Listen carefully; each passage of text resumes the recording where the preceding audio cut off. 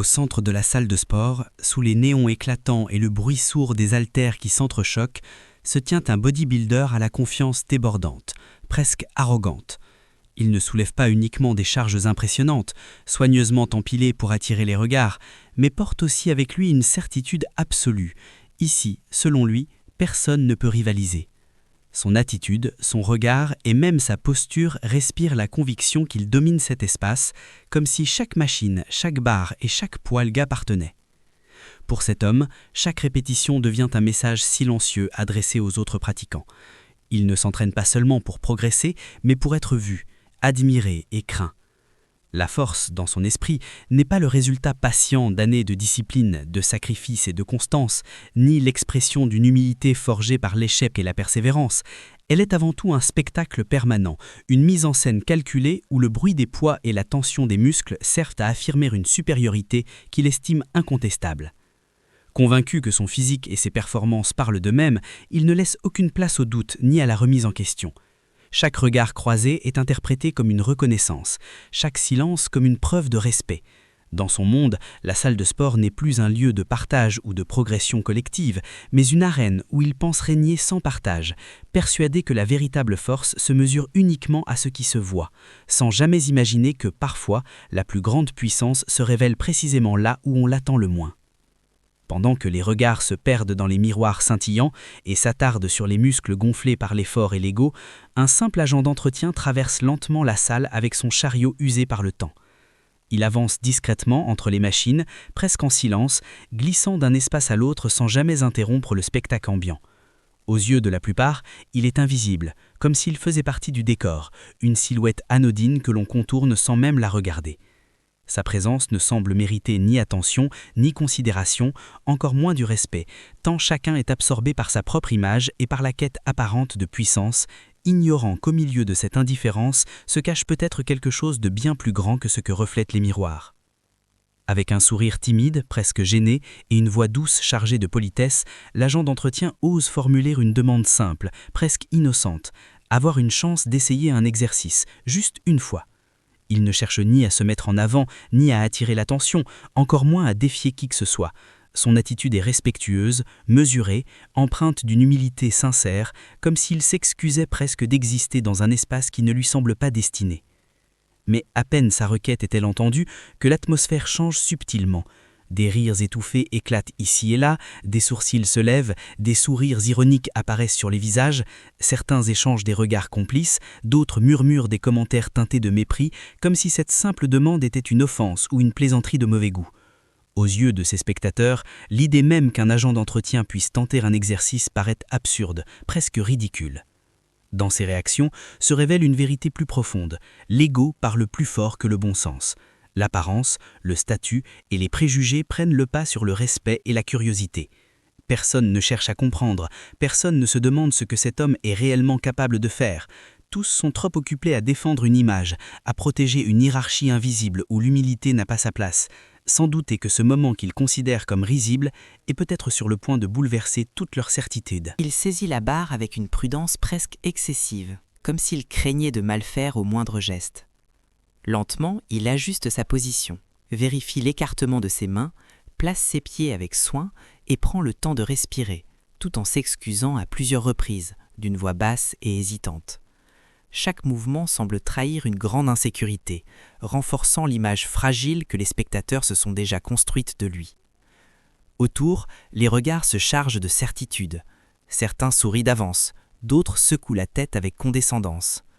Pour tous, l'issue de la scène paraît évidente, presque écrite à l'avance, comme si le verdict avait déjà été prononcé avant même que l'effort ne commence. Au moment précis où le mouvement commence, tout bascule.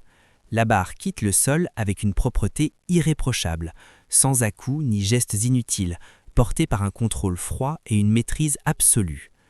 La charge s'élève dans un silence presque irréel, comme si le temps lui-même venait de ralentir. Les rires s'éteignent aussitôt, coupés net, remplacés par des regards figés et des expressions incrédules. Là où régnait quelques secondes plus tôt la moquerie, s'installe désormais un malaise lourd, difficile à définir.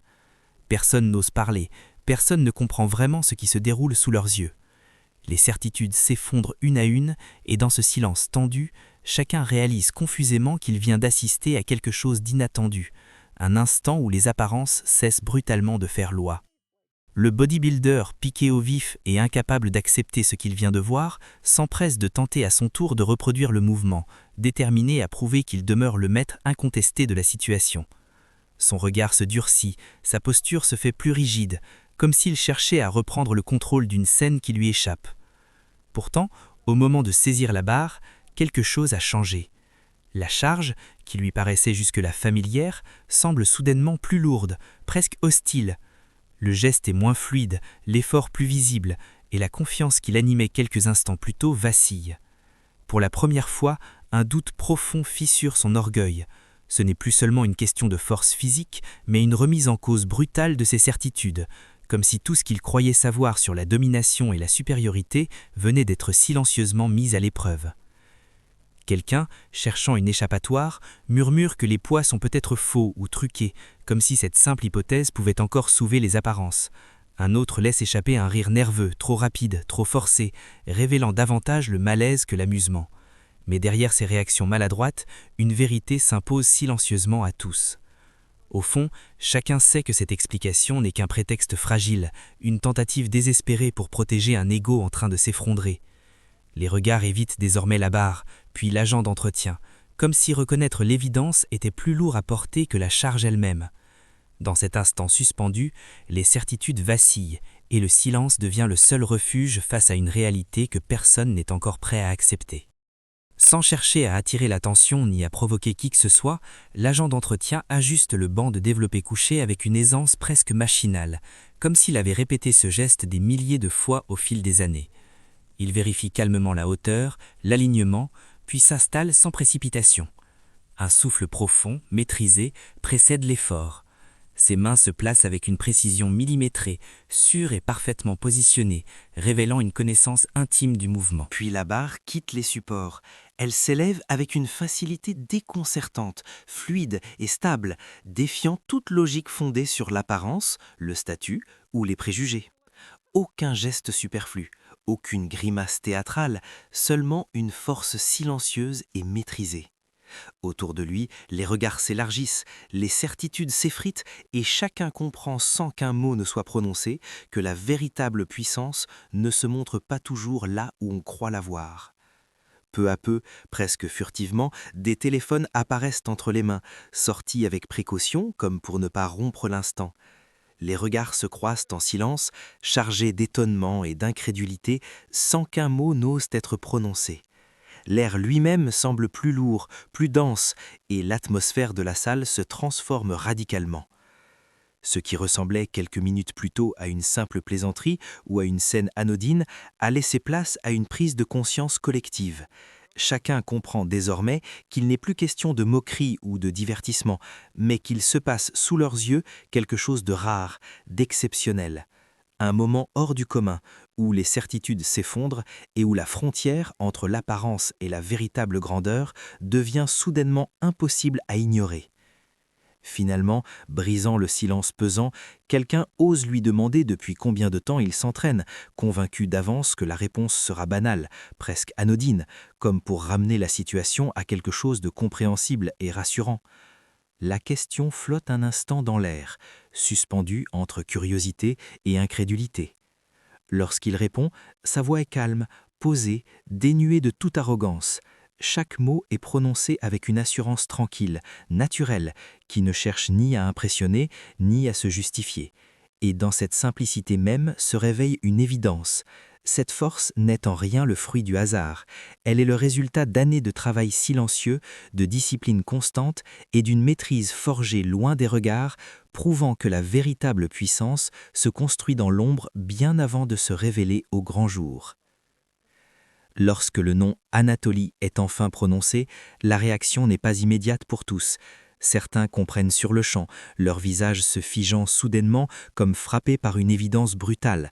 D'autres mettent quelques secondes de plus, le temps que le nom résonne, que les souvenirs se recollent et que le puzzle prenne forme. Mais à cet instant précis, une certitude s'impose à chacun. Tous réalisent qu'ils ont gravement sous-estimé quelqu'un qui n'a jamais eu besoin de s'imposer, de fanfaronner ou de prouver quoi que ce soit. Sa force parlait déjà pour lui, silencieuse et implacable. Et dans ce silence chargé de respect tardif, une leçon s'inscrit durablement dans les esprits. La véritable grandeur n'a pas besoin d'être annoncée, car elle se révèle d'elle-même au moment où personne ne l'attend. Sans célébrer l'exploit, sans humilier qui que ce soit et sans jamais chercher les applaudissements, il remet calmement les poids en place, avec le même soin discret qu'il a montré tout au long de la scène. Aucun regard triomphant, aucun geste de victoire, seulement une attitude posée et respectueuse.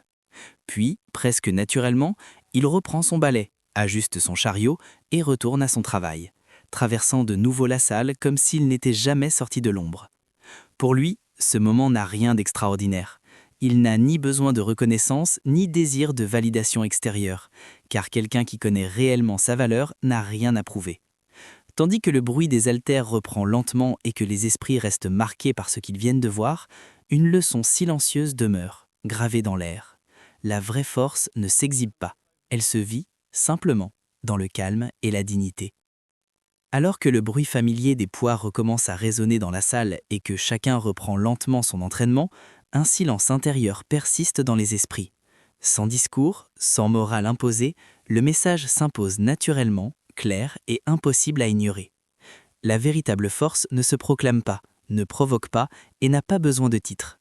Elle ne cherche ni la reconnaissance ni la domination, car elle se révèle précisément au moment où personne ne s'y attend, laissant derrière elle une leçon bien plus lourde que n'importe quelle charge. Ne jamais juger quelqu'un à son apparence, car la grandeur la plus authentique agit toujours dans l'ombre.